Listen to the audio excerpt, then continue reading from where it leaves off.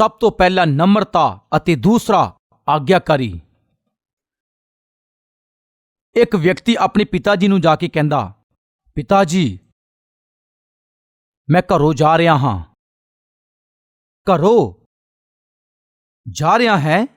ਹਾਂ ਪਿਤਾ ਜੀ, ਮੈਂ ਆਪਣੀ ਪਤਨੀ ਦੇ ਨਾਲ ਮੇਰਾ ਜੋ ਕੁਝ ਵੀ ਹੈ ਉਹ ਸਭ ਕੁਝ ਲੈ ਕੇ ਜਾ ਰਿਹਾ ਹਾਂ। ਕੀ ਹੋਇਆ ਤੈਨੂੰ?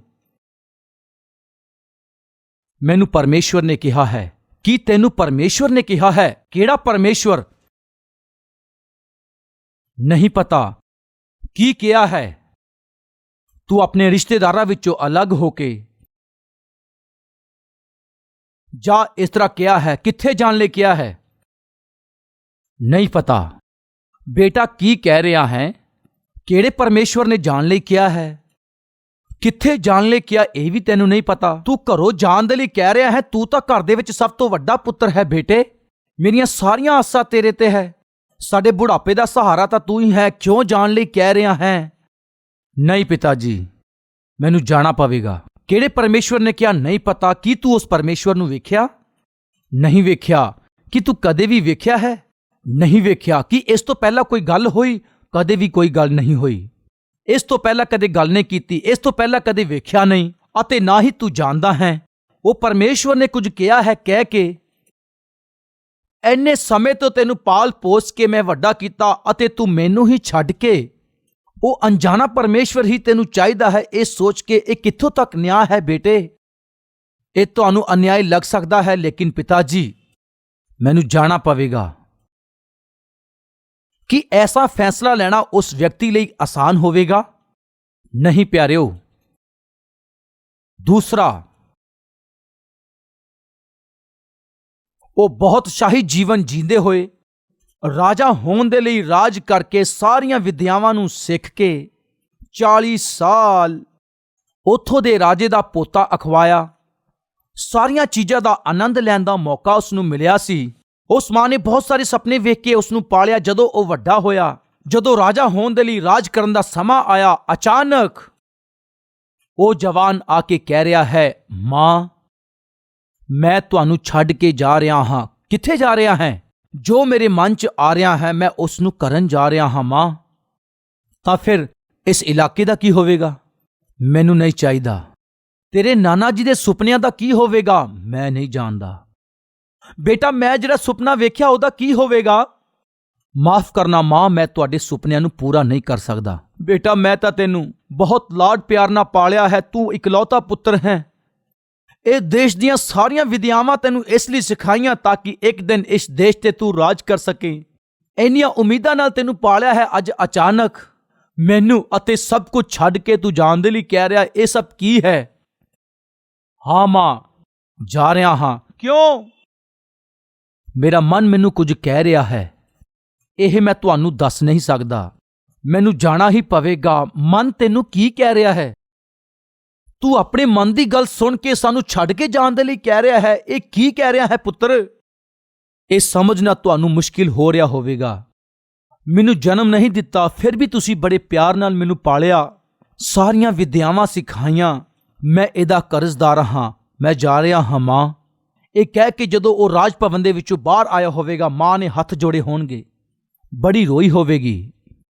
ਉਹ ਬਿਨਾਂ ਧਿਆਨ ਦਿੱਤੇ ਬਾਹਰ ਆ ਗਿਆ। ਪਿਆਰਿਓ, ਕੀ ਇਹ ਸੌਖਾ ਕਵਾਂਗੇ? ਉਹ ਇੱਕ ਵਪਾਰੀ ਸੀ, ਮਛਲੀਆਂ ਦਾ ਵਪਾਰੀ ਸੀ। ਉਹ ਆਪਣੀ ਰੀਤੀ ਅਨੁਸਾਰ ਮਛਲੀਆਂ ਫੜਨ ਦੇ ਲਈ ਸਮੁੰਦਰ ਦੇ ਕੋਲ ਆਇਆ। ਪਿਆਰਿਓ, ਉਹ ਇੱਕ ਕੁੰਡੀ ਲਿਜਾ ਕੇ ਸਵੇਰ ਤੋਂ ਲੈ ਕੇ ਸ਼ਾਮ ਤੱਕ ਕੁੰਡੀ ਲਗਾ ਕੇ ਇਸ ਤਰ੍ਹਾਂ ਮਛਲੀਆਂ ਫੜਨ ਵਾਲਾ ਉਹ ਵਿਅਕਤੀ ਨਹੀਂ ਸੀ। ਉਹ ਮਛਲੀਆਂ ਦਾ ਵਪਾਰੀ ਸੀ। ਉਹਦੇ ਕੋਲ ਕਿਸ਼ਤੀਆਂ ਸੀ। ਉਹਦੇ ਨਾਲ ਕੰਮ ਕਰਨ ਵਾਲੇ ਲੋਕ ਸੀ। ਉਹਦਾ ਪਿਤਾ ਮਛਲੀਆਂ ਦਾ ਵਪਾਰੀ ਸੀ। ਉਹਦਾ ਪਰਿਵਾਰ ਇੱਕ ਵਪਾਰੀ ਪਰਿਵਾਰ ਸੀ। ਉਸ ਦਿਨ ਉਸ ਵਿਅਕਤੀ ਨੇ ਸਾਰੀ ਰਾਤ ਮੱਛੀਆਂ ਫੜੀਆਂ, ਪਰ ਇੱਕ ਵੀ ਮੱਛੀ ਫੜ ਨਹੀਂ ਪਾਇਆ। ਤੜਕੇ ਜਦੋਂ ਉਹ ਆਪਣੇ ਜਾਲ ਧੋ ਰਿਹਾ ਸੀ ਤਾਂ ਅਚਾਨਕ ਇੱਕ ਆਵਾਜ਼ ਆਈ, ਮੇਰੇ ਪਿੱਛੇ ਆ ਜਾ, ਮੇਰੇ ਪਿੱਛੇ ਆ ਜਾ। ਇਸ ਆਵਾਜ਼ ਨੂੰ ਸੁਣਦੇ ਹੀ ਉਸ ਨੇ ਬੇੜੀ ਛੱਡ ਦਿੱਤੀ ਅਤੇ ਜਾਲ ਵੀ ਛੱਡ ਦਿੱਤੇ। ਹੋ ਸਕਦਾ ਉਸ ਰਾਤ ਘਰੇ ਗਏ ਹੋਣਗੇ। ਪਿਤਾ ਜੀ, ਤੁਹਾਨੂੰ ਇੱਕ ਗੱਲ ਕਹਿਣੀ ਆ। ਕੀ ਹੈ ਬੇਟੇ? ਅੱਜ ਤੋਂ ਮੈਂ ਮੱਛੀਆਂ ਦਾ ਵਪਾਰ ਨਹੀਂ ਕਰਾਂਗਾ। ਕਿਉਂ, ਕੀ ਹੋਇਆ? ਮੈਨੂੰ ਇੱਕ ਆਵਾਜ਼ ਆਈ ਹੈ, ਮੇਰੇ ਪਿੱਛੇ ਆ ਜਾ। ਪ੍ਰਭੂ ਨੇ ਮੈਨੂੰ ਕਿਹਾ ਹੈ। ਮੈਂ ਪ੍ਰਭੂ ਦੇ ਪਿੱਛੇ ਚੱਲਣਾ ਚਾਹੁੰਦਾ ਹਾਂ। ਕੀ ਕਹਿ ਰਿਹਾ ਹੈ? ਪ੍ਰਭੂ ਨੇ ਕਿਹਾ ਹੈ ਮੇਰੇ ਪਿੱਛੇ ਆ ਜਾ। ਹਾਂ ਪਿਤਾ ਜੀ, ਮੇਰੇ ਪਿੱਛੇ ਆ ਜਾ। ਇਸ ਤਰ੍ਹਾਂ ਕਿਹਾ ਹੈ। ਉਸ ਵਿਅਕਤੀ ਨੂੰ ਕਦੀ ਵੇਖਿਆ ਹੈ? ਨਹੀਂ ਪਿਤਾ ਜੀ, ਕਦੇ ਨਹੀਂ ਵੇਖਿਆ। ਉਸ ਵਿਅਕਤੀ ਬਾਰੇ ਕਦੀ ਸੁਣਿਆ? ਨਹੀਂ ਸੁਣਿਆ। ਉਸ ਵਿਅਕਤੀ ਬਾਰੇ ਤੂੰ ਕੁਝ ਜਾਣਦਾ ਹੈ? ਨਹੀਂ ਜਾਣਦਾ ਹਾਂ। ਜਿਹਨੂੰ ਜਾਣਦਾ ਨਹੀਂ ਹੈ, ਅਗਰ ਉਸਨੇ ਕਿਹਾ ਪਿੱਛੇ ਆ ਜਾ, ਉਹਦੇ ਪਿੱਛੇ ਜਾ ਰਿਹਾ ਹੈ ਤੂੰ। ਫਿਰ ਸਾਡੇ ਘਰ ਦਾ ਕੀ ਹੋਏਗਾ? ਕਾਰੋਬਾਰ ਦਾ ਕੀ ਹੋਏਗਾ? ਵਪਾਰ ਦਾ ਕੀ ਹੋਵੇਗਾ? ਇਹਨਾਂ ਸਵਾਲਾਂ ਦਾ ਉੱਤਰ ਮੇਰੇ ਕੋਲ ਨਹੀਂ ਆ ਪਿਤਾ ਜੀ। ਮੈਂ ਸਿਰਫ ਇਸੇ ਗੱਲ ਨੂੰ ਸਮਝਿਆ ਹੈ, ਉਹਦੀ ਆਗਿਆਕਾਰਿਤਾ ਵਿੱਚ ਚੱਲਣਾ ਹੈ। ਇੰਨਾ ਹੀ ਪਿਆਰਿਓ, ਉਸ ਬੁਲਾਹਟ ਨੂੰ ਸਮਝ ਕੇ ਉਸਨੇ ਉਹਦੇ ਪਿੱਛੇ ਚੱਲਣਾ ਸ਼ੁਰੂ ਕਰ ਦਿੱਤਾ। ਪਰਮੇਸ਼ਵਰ ਕਿਹਨੂੰ ਇਸਤੇਮਾਲ ਕਰਦਾ ਹੈ? ਆਗਿਆਕਾਰੀ ਨੂੰ। ਬਿਨਾਂ ਸਵਾਲ ਕੀਤੇ, ਦੇਰੀ ਕੀਤੇ ਬਿਨਾਂ ਆਗਿਆਕਾਰੀ ਵਿਅਕਤੀ ਨੂੰ ਪਰਮੇਸ਼ਵਰ ਇਸਤੇਮਾਲ ਕਰਦਾ ਹੈ। ਅਚਾਨਕ ਇੱਕ ਆਵਾਜ਼ ਨੂੰ ਸੁਣਿਆ। ਅਬਰਾਹਮ ਆਪਣੇ ਪਿਤਾ ਦੇ ਘਰੋਂ, ਆਪਣੇ ਦੇਸ਼ ਵਿੱਚੋਂ, ਆਪਣੇ ਰਿਸ਼ਤੇਦਾਰ ਅਤੇ ਆਪਣੇ ਲੋਕਾਂ ਦੇ ਵਿੱਚੋਂ, ਜਿਹੜਾ ਦੇਸ਼ ਮੈਂ ਵਿਖਾਵਾਂਗਾ ਉੱਥੇ ਜਾ। ਮੈਂ ਤੈਨੂੰ ਆਸ਼ੀਸ਼ ਦੇਵਾਂਗਾ, ਦੇਸ਼ ਤੈਨੂੰ ਵਿਖਾਵਾਂਗਾ, ਘਰਾਣੇ ਨੂੰ ਵਧਾਵਾਂਗਾ। ਇਸ ਆਵਾਜ਼ ਨੂੰ ਪਰਮੇਸ਼ਵਰ ਨੇ ਜਦੋਂ ਕਿਹਾ ਅਬਰਾਹਮ, ਪਿਤਾ ਨੂੰ ਉਸਨੇ ਕਿਹਾ, ਪਹਿਲਾਂ ਕਦੀ ਪਰਮੇਸ਼ਵਰ ਨੂੰ ਨਹੀਂ ਜਾਣਦਾ ਸੀ। ਇਸ ਤੋਂ ਪਹਿਲਾਂ ਕਦੇ ਉਸ ਪਰਮੇਸ਼ਵਰ ਦੀ ਆਵਾਜ਼ ਨਹੀਂ ਸੁਣੀ ਸੀ। ਤੂੰ ਆਪਣੇ ਪਿਤਾ ਦੇ ਘਰ ਨੂੰ, ਆਪਣੇ ਘਰ ਨੂੰ, ਆਪਣੇ ਦੇਸ਼ ਨੂੰ ਅਤੇ ਸਭ ਕੁਝ ਛੱਡ ਕੇ, ਮਾਂ-ਬਾਪ ਨੂੰ ਛੱਡ ਕੇ ਪਰਮੇਸ਼ਵਰ ਦੀ ਆਵਾਜ਼ ਨੂੰ ਸੁਣ ਕੇ ਕੀ ਜਾਣਾ ਆਸਾਨ ਕਵਾਂਗੇ? ਔਖਾ ਹੈ। ਲੇਕਿਨ ਅਬਰਾਹਮ ਆਗਿਆਕਾਰੀ ਬਣਿਆ। ਪਰਮੇਸ਼ਵਰ ਦੇ ਬੁਲਾਉਣ ਤੇ ਆਗਿਆਕਾਰੀ, ਪਰਮੇਸ਼ਵਰ ਦੇ ਬੁਲਾਉਣ ਤੇ ਸਭ ਕੁਝ ਛੱਡ ਕੇ ਜਾਣਾ, ਇਹ ਆਗਿਆਕਾਰਿਤਾ ਹੈ। ਪਿਆਰਿਓ, ਮੂਸਾ 40 ਸਾਲ ਫਿਰੌਨ ਦੇ ਪੋਤੇ ਦੇ ਰੂਪ 'ਚ ਉਹ ਚੱਲਦਾ ਰਿਹਾ। ਉਸ ਰਾਜ ਭਵਨ ਵਿੱਚ ਫਿਰੌਨ ਦਾ ਪੋਤਾ ਹੋ ਕੇ ਬੜੇ ਲਾਡਾਂ ਨਾਲ ਪਲਿਆ। ਇੰਨਾ ਹੀ ਨਹੀਂ ਪਿਆਰਿਓ, ਮਿਸਰ ਦੀ ਸਾਰੀ ਹੀ ਵਿੱਦਿਆ ਨੂੰ ਉਸਨੇ ਸਿੱਖਿਆ, ਕਿਉਂਕਿ ਫਿਰੌਨ ਦਾ ਕੋਈ ਪੁੱਤਰ ਨਹੀਂ ਸੀ, ਇੱਕ ਹੀ ਬੇਟੀ ਸੀ ਅਤੇ ਬੇਟੀ ਦੇ ਸੰਤਾਨ ਨਹੀਂ ਸੀ। ਇਸੇ ਲਈ ਉਸਨੇ ਮੂਸਾ ਨੂੰ ਪਾਲਿਆ। ਆਉਣ ਵਾਲੇ ਸਮੇਂ ਵਿੱਚ ਮੂਸਾ ਨੇ ਇੱਕ ਸਮਰਾਟ ਬਣਨਾ ਸੀ, ਮਿਸਰ ਦੇ ਉੱਤੇ ਰਾਜ ਕਰਨ ਦੇ ਲਈ। ਪਿਆਰਿਓ, ਉਹਦੇ ਕੋਲ ਇੱਕ ਚੰਗਾ ਮੌਕਾ ਸੀ, ਲੇਕਿਨ ਇੱਕ ਦਿਨ ਅਚਾਨਕ ਪਤਾ ਨਹੀਂ ਕੀ ਹੋਇਆ, ਉਸ ਰਾਜ ਕਰਨ ਵਾਲੇ ਮੌਕੇ ਲਈ, ਰਾਜ ਭਵਨ 'ਚ ਰਹਿਣ ਵਾਲੇ ਮੌਕੇ ਨੂੰ, ਇਹ ਸਾਰੇ ਸੁਖੀ ਜੀਵਨ ਨੂੰ ਛੱਡ ਕੇ ਉਹਦੇ ਲੋਕ ਗੁਲਾਮੀ 'ਚ ਜੀਵਨ ਜੀ ਰਹੇ ਸੀ, ਉਹਨਾਂ ਨੂੰ ਛੁਡਾਉਣਾ ਹੈ। ਇਹ ਸੋਚ ਕੇ ਸਭ ਕੁਝ ਛੱਡ ਕੇ ਆ ਗਿਆ। ਕੀ ਆਸਾਨ ਹੈ ਕਵਾਂਗੇ? ਉਹਦੇ ਮਨ ਦੀ ਇੱਕ ਮਜ਼ਬੂਤ ਇੱਛਾ, ਮੈਨੂੰ ਇਹ ਸੁਖ ਵਿਲਾਸ ਵਾਲਾ ਜੀਵਨ ਨਹੀਂ ਚਾਹੀਦਾ। ਕੁਝ ਸਮੇਂ ਦੇ ਪਾਪ ਦੇ ਆਨੰਦ ਨੂੰ ਮਾਣਨ ਤੇ ਵੀ ਮਸੀਹ ਦੇ ਲਈ ਦੁੱਖ ਸਹਿਣਾ ਉੱਤਮ ਹੈ, ਇਹ ਸਮਝ ਕੇ ਫਿਰੌਨ ਦੀ ਧੀ ਦਾ ਪੁੱਤਰ ਅਖਵਾਉਣ ਤੋਂ ਚੰਗਾ ਹੈ ਮਸੀਹ ਦੀ ਸੰਤਾਨ ਹੋ ਕੇ ਚੱਲਣ ਦਾ ਮੂਸਾ ਨੇ ਫੈਸਲਾ ਕਰ ਲਿਆ। ਆਗਿਆਕਾਰਿਤਾ ਪਿਆਰਿਓ, ਪਤਰਸ, ਅੰਦਰਿਆਸ ਮਛੁਆਰੇ ਸੀ। ਇਹਨਾਂ ਕੋਲ ਬੇੜੀਆਂ ਸੀ ਅਤੇ ਨੌਕਰ ਵੀ ਸੀ। ਸਮੁੰਦਰ ਦੇ ਕਿਨਾਰੇ ਜਦੋਂ ਉਹ ਜਾਲ ਸਾਫ਼ ਕਰ ਰਹੇ ਸੀ ਤਾਂ ਉਸ ਸਮੇਂ ਯੀਸ਼ੂ ਨੇ ਪਤਰਸ ਅਤੇ ਅੰਦਰਿਆਸ ਨੂੰ ਵੇਖ ਕੇ ਕਿਹਾ, ਮੇਰੇ ਪਿੱਛੇ ਆ ਜਾਓ, ਇਨਸਾਨਾਂ ਨੂੰ ਫੜਨ ਵਾਲੇ ਮਛੁਆਰੇ ਬਣਾਵਾਂਗਾ। ਬਸ ਇੰਨਾ ਹੀ ਪਿਆਰਿਓ,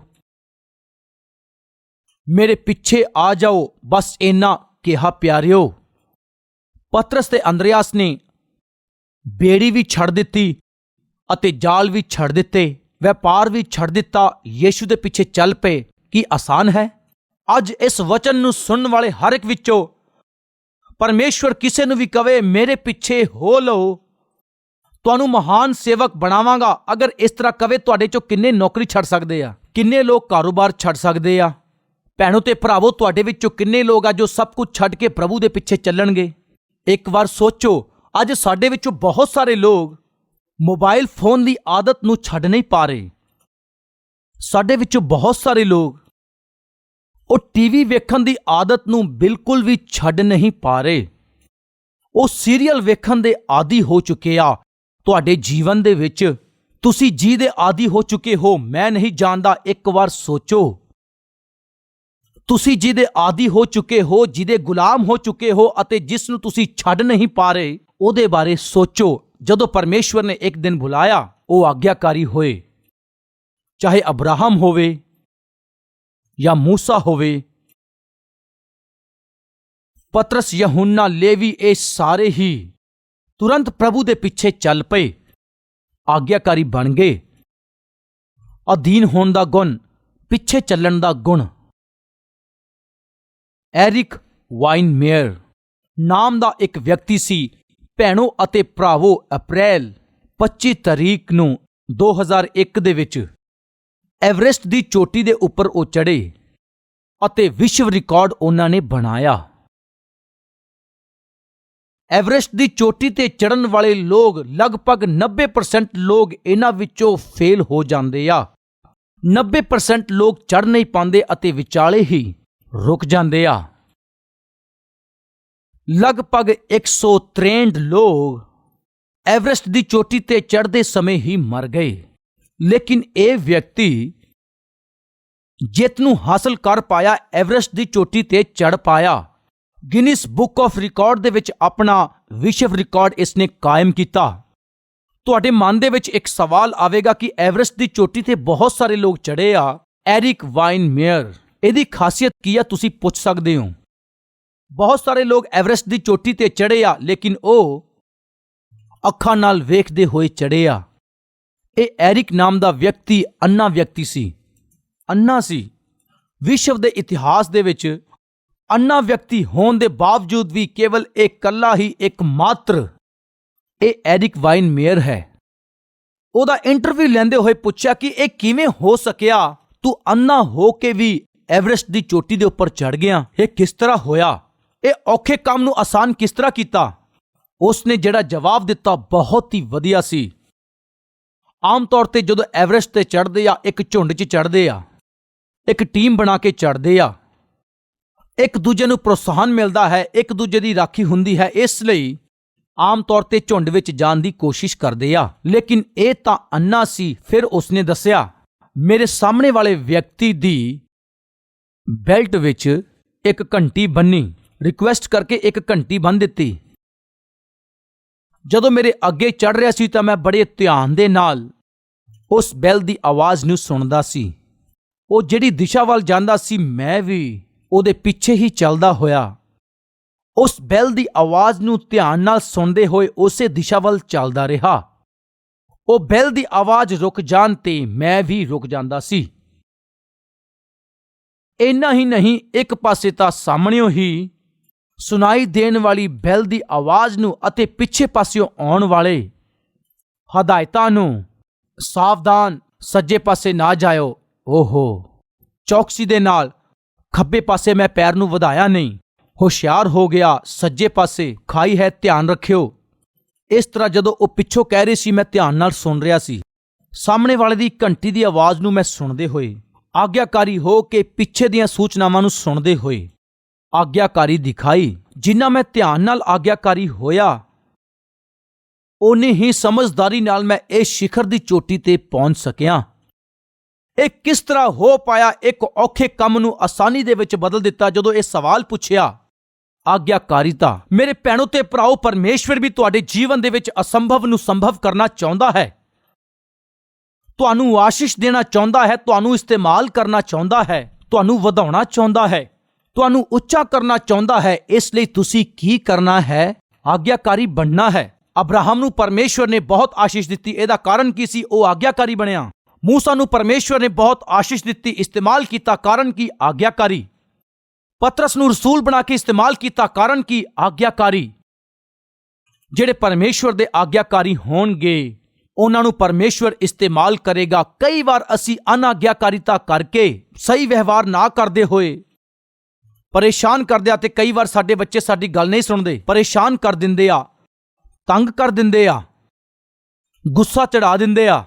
ਇੱਕ ਛੋਟੀ ਬੱਚੀ ਪਿੱਛੇ ਵਾਲੀ ਸੀਟ ਤੇ ਬੈਠੀ ਸੀ। ਇਸ ਤਰ੍ਹਾਂ ਪਿੱਛੇ ਦੀ ਸੀਟ ਤੇ ਜਦੋਂ ਬੈਠੀ ਸੀ, ਉਹਦੀ ਮਾਂ ਕਾਰ ਚਲਾ ਰਹੀ ਸੀ। ਮਾਂ ਡਰ ਰਹੀ ਸੀ ਕਿ ਅਗਰ ਸਪੀਡ ਬ੍ਰੇਕਰ ਆਇਆ, ਜੇ ਬ੍ਰੇਕ ਲਾਈ ਤਾਂ ਉਹ ਅੱਗੇ ਆ ਜਾਏਗੀ। ਇਸ ਲਈ ਪਿੱਛੇ ਦੀ ਸੀਟ ਤੇ ਖੜੀ ਹੋਈ ਲੜਕੀ ਨੂੰ ਵੇਖ ਕੇ ਕਿਹਾ, ਬੈਠ ਜਾ। ਇਸ ਤਰ੍ਹਾਂ ਸਖਤਾਈ ਨਾਲ ਕਿਹਾ, ਪਰ ਉਹ ਨਹੀਂ ਬੈਠੀ। ਥੋੜੀ ਦੂਰ ਅੱਗੇ ਜਾਣ ਤੋਂ ਬਾਅਦ ਮਾਂ ਫਿਰ ਤੋਂ ਪਿੱਛੇ ਦੇਖਣ ਲੱਗੀ, ਬੇਟੀ ਬੈਠ ਜਾ, ਬੇਟੀ ਬੈਠ ਜਾ। ਨਹੀਂ ਬੈਠੀ। ਗੁੱਸੇ 'ਚ ਮਾਂ ਨੇ ਉੱਤਰ ਕੇ, ਚੁੰਡੀ ਬਾਰੇ ਜਾਣਦੇ ਹੋ ਨਾ, ਚੁੰਡੀ ਵੱਡੀ, ਚਾਬੀ ਕਮਾ ਦਿੱਤੀ। ਉਹ ਚੁੱਪਚਾਪ ਬੈਠ ਗਈ। ਫਿਰ ਉਸ ਦੀ ਮਾਂ ਕਾਰ ਚਲਾਉਂਦੇ ਹੋ ਜਦੋਂ ਸ਼ੀਸ਼ੇ ਦੇ ਵਿੱਚ ਵੇਖ ਰਹੀ ਸੀ ਤਾਂ ਉਹ ਕੁੜੀ ਆਰਾਮ ਨਾਲ ਬੈਠੀ ਸੀ ਅਤੇ ਮਾਂ ਨੇ ਕਿਹਾ, ਚਾਬੀ ਦੇਣ ਤੋਂ ਪਹਿਲਾਂ ਹੀ ਤੈਨੂੰ ਬੈਠ ਜਾਣਾ ਚਾਹੀਦਾ ਸੀ ਨਾ। ਫਿਰ ਬੇਟੀ ਨੇ ਕਿਹਾ ਕਿ ਬੈਠ ਗਈ ਹੂੰ, ਇਸ ਤਰ੍ਹਾਂ ਸੋਚ ਰਹੇ ਹੋ, ਬੈਠੇ ਹੋ ਨਾ। ਮੈਂ ਕੇਵਲ ਸਰੀਰਕ ਤੌਰ ਤੇ ਬੈਠੀ ਹਾਂ, ਮੈਂ ਅੰਦਰੋਂ ਨਹੀਂ ਬੈਠੀ ਹਾਂ। ਕਿੱਥੇ ਨਹੀਂ ਬੈਠੀ? ਮਨ ਤੋਂ ਤਾਂ ਮੈਂ ਬੈਠੀ ਨਹੀਂ ਹਾਂ, ਚੁੰਡੀ ਵੱਡੀ ਹੈ ਇਸ ਲਈ ਮੈਂ ਚੁੱਪਚਾਪ ਤਾਂ ਬੈਠ ਗਈ ਹਾਂ, ਪਰ ਮੈਂ ਅੰਦਰੋਂ ਨਹੀਂ ਬੈਠੀ ਹਾਂ ਮੰਮੀ, ਮੈਂ ਅੰਦਰੋਂ ਨਹੀਂ ਬੈਠੀ ਹਾਂ। ਯੈਸ, ਸਾਡੇ ਵਿੱਚ ਬਹੁਤ ਸਾਰੇ ਲੋਕ ਬੇਚਾਰੇ ਅੰਦਰੋਂ ਨਹੀਂ ਬੈਠਦੇ। ਅੰਦਰੋਂ ਉਹ ਆਗਿਆਕਾਰੀ ਨਹੀਂ ਹੁੰਦੇ, ਅੰਦਰ ਉਹਨਾਂ ਦੇ ਦੀਨਤਾ ਨਹੀਂ ਹੁੰਦੀ। ਇਹ ਸਭ ਉੱਪਰੋਂ ਹੀ ਹੁੰਦਾ ਹੈ। ਸੁਣੋ, ਨਾਟਕ ਕਰਨ ਵਾਲਿਆਂ ਨੂੰ ਪਰਮੇਸ਼ਵਰ ਕਦੇ ਵੀ ਆਸ਼ੀਸ਼ ਨਹੀਂ ਦਿੰਦਾ। ਪਰਮੇਸ਼ਵਰ ਨੂੰ ਆਗਿਆਕਾਰੀ ਲੋਕ ਚਾਹੀਦੇ ਆ। ਪਰਮੇਸ਼ਵਰ ਆਸ਼ੀਸ਼ ਦਿੰਦਾ, ਇਸਤੇਮਾਲ ਕਰਦਾ, ਉੱਚਾ ਕਰਦਾ ਹੈ। ਆਗਿਆਕਾਰੀ ਗੁਣ ਜਿਨ੍ਹਾਂ ਦੇ ਵਿੱਚ ਹੈ, ਪਰਮੇਸ਼ਵਰ ਉਹਨਾਂ ਨੂੰ ਹੀ ਉੱਚਾ ਕਰਦਾ ਹੈ। ਇਸ ਗੱਲ ਨੂੰ ਯਾਦ ਰੱਖੋ। ਇੱਕ ਪਹਾੜੀ ਇਲਾਕਾ ਸੀ। ਉਸ ਇਲਾਕੇ ਦੇ ਵਿੱਚ ਬਹੁਤ ਜ਼ਿਆਦਾ ਬਰਫ਼ਬਾਰੀ ਪੈਂਦੀ ਸੀ। ਕਈ ਵਾਰ ਕੁਝ ਲੋਕਾਂ ਨੂੰ ਐਸੀਆਂ ਜਗ੍ਹਾਵਾਂ ਤੇ ਜਾਣਾ ਚੰਗਾ ਲੱਗਦਾ ਹੈ। ਇਸੇ ਤਰ੍ਹਾਂ ਪਿਤਾ ਪੁੱਤਰ ਉਸ ਇਲਾਕੇ ਵਿੱਚ ਘੁੰਮਣ ਦੇ ਲਈ ਯੋਜਨਾ ਬਣਾ ਕੇ ਉਸ ਜਗ੍ਹਾ ਤੇ ਚਲੇ ਗਏ।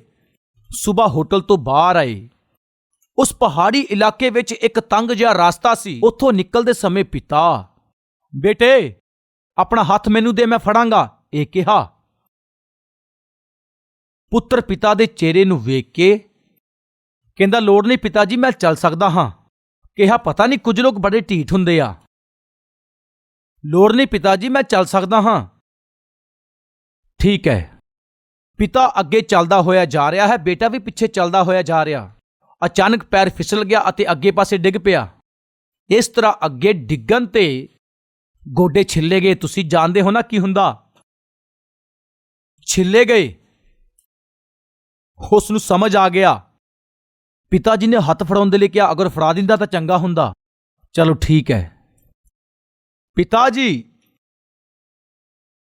ਆਪਣਾ ਹੱਥ ਦੋ, ਮੈਂ ਫੜਾਂਗਾ, ਕਹਿਣ ਲੱਗਾ। ਪਿਤਾ ਜੀ ਨੇ ਹੱਥ ਦਿੱਤਾ।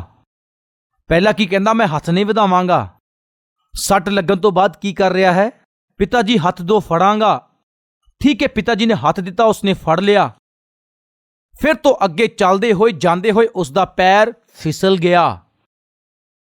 ਉਸਨੇ ਆਪਣੇ ਹੱਥ ਨਾਲ ਪਿਤਾ ਜੀ ਦੇ ਹੱਥ ਨੂੰ ਫੜਿਆ ਸੀ, ਇਸ ਲਈ ਉਹਦਾ ਸਰੀਰ ਭਾਰੀ ਸੀ। ਉਹਦੇ ਹੱਥ ਦੀ ਤਾਕਤ ਨਾਲ ਹੱਥ ਛੱਡਿਆ ਗਿਆ ਅਤੇ ਉਹ ਅੱਗੇ ਪਾਸੇ ਡਿੱਗ ਪਿਆ। ਜਿੱਥੇ ਪਹਿਲਾਂ ਸੱਟ ਲੱਗੀ ਸੀ ਉੱਥੇ ਹੀ ਸੱਟ ਲੱਗ ਪਈ। ਫਿਰ ਉਹ ਉੱਠ ਕੇ ਕਹਿਣ ਲੱਗਾ, ਪਿਤਾ ਜੀ ਆ ਫੜੋ, ਮੇਰਾ ਹੱਥ ਫੜੋ। ਕਿਉਂ ਬੇਟੇ, ਤੂੰ ਮੇਰਾ ਹੱਥ ਫੜ ਸਕਦਾ ਸੀ ਨਾ ਜਿਵੇਂ ਪਹਿਲਾਂ ਫੜਿਆ ਸੀ। ਨਹੀਂ ਡੈਡੀ। ਕਿਉਂ, ਕਾਦੇ ਲਈ? ਜੇ ਮੈਂ ਤੁਹਾਡਾ ਹੱਥ ਫੜਾਂਗਾ ਫਿਸਲਾਂਗਾ, ਮੇਰਾ ਹੱਥ ਕਮਜ਼ੋਰ ਹੈ, ਇਸ ਲਈ ਛੱਡਿਆ ਜਾਏਗਾ, ਮੈਂ ਡਿੱਗ ਪਵਾਂਗਾ।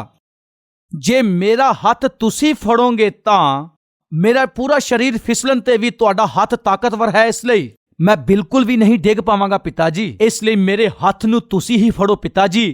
ਫਿਰ ਉਸਦੇ ਪਿਤਾ ਜੀ ਨੇ ਕਿਹਾ, ਇਹ ਗੱਲ ਤਾਂ ਮੈਂ ਪਹਿਲਾਂ ਹੀ ਕਹੀ ਸੀ। ਸੁਣਿਆ ਨਹੀਂ ਨਾ? ਹਾਂ, ਨਹੀਂ ਸੁਣਿਆ, ਹੁਣ ਸਮਝ ਆ ਗਿਆ।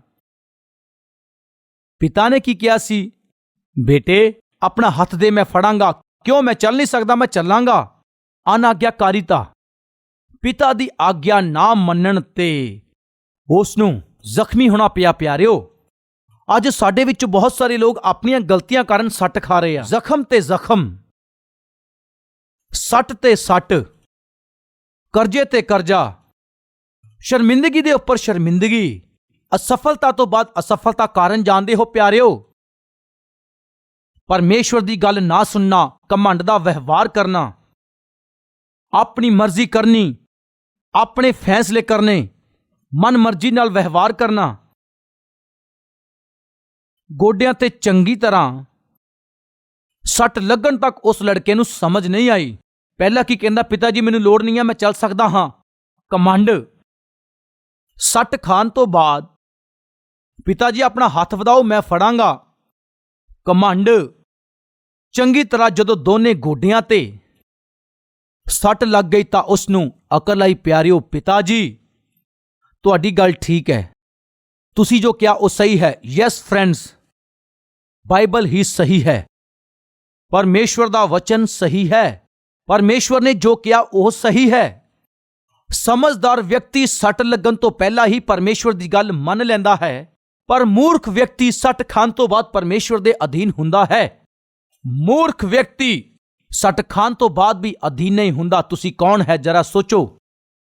ਮਹਾਨ ਪਵਿੱਤਰ ਪ੍ਰੇਮੀ ਪਰਮੇਸ਼ਵਰ ਪਿਤਾ, ਬਹੁਤ ਹੀ ਸਪਸ਼ਟ ਸਾਡੇ ਨਾਲ ਗੱਲਾਂ ਕਰਨ ਦੇ ਲਈ ਤੁਹਾਡਾ ਧੰਨਵਾਦ। ਇੱਕ ਵਿਅਕਤੀ ਨੂੰ ਜੇ ਤੁਸੀਂ ਆਸ਼ੀਸ਼ ਦੇਣੀ ਹੈ, ਵਧਾਉਣਾ ਹੈ, ਇਸਤੇਮਾਲ ਕਰਨਾ ਹੈ, ਉਸ ਵਿਅਕਤੀ ਦੇ ਅੰਦਰ ਆਗਿਆਕਾਰੀਤਾ ਦਾ ਗੁਣ ਹੋਣਾ ਚਾਹੀਦਾ।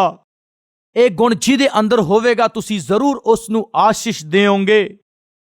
ਜਦੋਂ ਸਾਡੀ ਨਮਰਤਾ, ਆਗਿਆਕਾਰੀਤਾ ਅਤੇ ਟੁੱਟਿਆ ਹੋਇਆ ਮਨ ਤੁਹਾਡੀ ਚਾਹਤ ਦੇ ਵਿੱਚ ਜਦੋਂ ਵਾਧਾ ਹੈ ਤਾਂ ਆਸ਼ੀਸ਼ਾਂ ਦੇ ਭੰਡਾਰ ਖੁੱਲ ਜਾਂਦੇ ਹੈ, ਅਭਿਸ਼ੇਕ ਦੇ ਦੁਆਰ ਖੁੱਲ ਜਾਂਦੇ ਆ।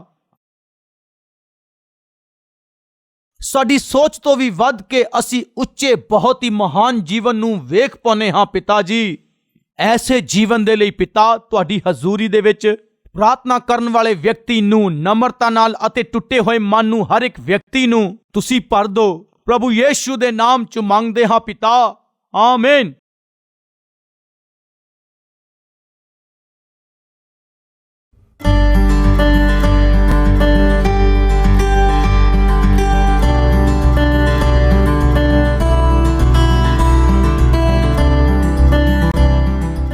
आप सबको शलोम। मेरा नाम कृष्णा कुमार है। मेरे पत्नी का नाम प्रवलिका है और ये 2 मेरे बच्चे हैं। मैं अपने दोस्तों के साथ मिलकर अपने मर्जी के अनुसार जीवन बिताता था।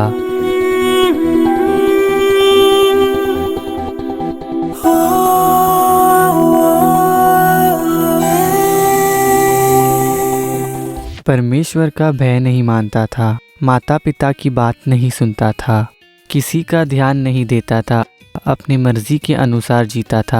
मुझे बहुत सी बुरी आदतें थी। सिगरेट पीता था, शराब पीता था और बहुत सी आदतें थे। पॉकेट मनी के पैसे सारे मैं अपने बुरे आदतों में लगा देता था, लेकिन मैं अपने घर में एक अच्छे व्यक्ति की तरह नाटक करता था। दिन बीतते गए लेकिन मुझ में कोई बदलाव नहीं आया। शादी के बाद भी वैसे ही जीवन बिता रहा था। एक दिन दोस्तों के साथ मिलकर मैं बहुत शराब पिया।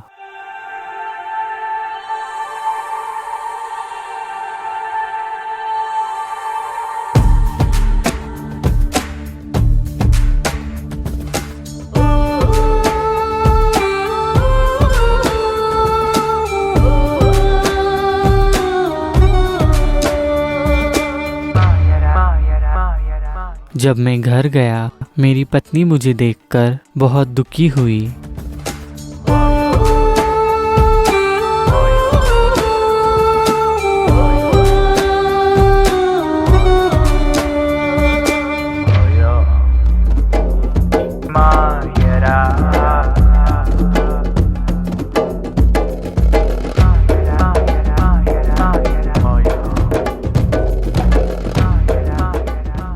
तब जो हुआ उसके बारे में सोचकर मुझे बहुत बुरा लगा। मैं उन आदतों को छोड़ना चाहता था लेकिन छोड़ नहीं पाया। ऐसे वाले समय में एक बहन कलवरी टेम्पल के बारे में बताई और हम कलवरी टेम्पल गए। उस दिन वचन के द्वारा प्रभु सीधे मुझसे बात कर रहे थे। मूसा ने फैसला किया ਅਤੇ ਤੁਹਾਨੂੰ ਵੀ ਕਰਨਾ ਹੀ ਪੈਣਾ। ਚਾਹੇ ਤੁਸੀਂ ਪ੍ਰਭੂ ਦੇ ਪਿੱਛੇ ਚੱਲੋ ਜਾਂ ਫਿਰ ਸੰਸਾਰ ਪਿੱਛੇ ਚੱਲੋ, ਪਰ ਇਹਨਾਂ ਦੋਨਾਂ ਦੇ ਵਿਚਾਲੇ ਤੁਸੀਂ ਨਾ ਰਹੋ। ਤੁਸੀਂ ਚੰਗਾ ਜੀਵਨ ਬਿਤਾਉਣਾ ਚਾਹੁੰਦੇ ਹੋ ਜਾਂ ਫਿਰ ਪਾਪੀ ਜੀਵਨ ਬਿਤਾਉਣਾ ਚਾਹੁੰਦੇ ਹੋ, ਇਹ ਤੁਹਾਡੇ ਹੱਥ ਵਿੱਚ ਹੈ। ਤੁਸੀਂ ਕਿਸ ਤਰ੍ਹਾਂ जीना ਚਾਹੁੰਦੇ ਹੋ। वचन सुनकर मैं परमेश्वर का भय मानने लगा और मुझ में बदलाव आया और उस दिन मैं प्रभु से प्रार्थना किया, प्रभु मैं इतने दिन आपसे दूर था अब से आपकी इच्छा अनुसार और आपके बच्चों जैसे जीने मुझे सहायता कीजिए। ऐसे में प्रभु से प्रार्थना किया। तब से नियमित रूप से अपने परिवार के साथ चर्च को आते हुए अपने आत्मिक रूप से आगे बढ़ रहा हूँ। मैं अपने सारे बुरे आदतों को छोड़ दिया और अच्छी तरह से मैं जीवन बिता रहा हूँ। मुझ में ये बदलाव देखकर हमारे घर वाले और रिश्तेदार बहुत खुश हुए। चर्च में आकर मुझे कोई काम दीजिए, ऐसा मैं प्रभु से प्रार्थना करता था। अब मैं कारपेंटर का काम कर रहा हूँ। प्रभु मुझे मेहनत से काम करने की शक्ति दिए। वचन से मेरा जीवन सुधर गया। मैं घर घर जाकर सुसमाचार सुना नहीं सकता हूँ, इसीलिए कलवरी आवाज़ के द्वारा अगर मैं सुनाऊंगा तो बहुत सारे लोगों का जीवन सुधरेगा। और मैं मेहनत से काम करते हुए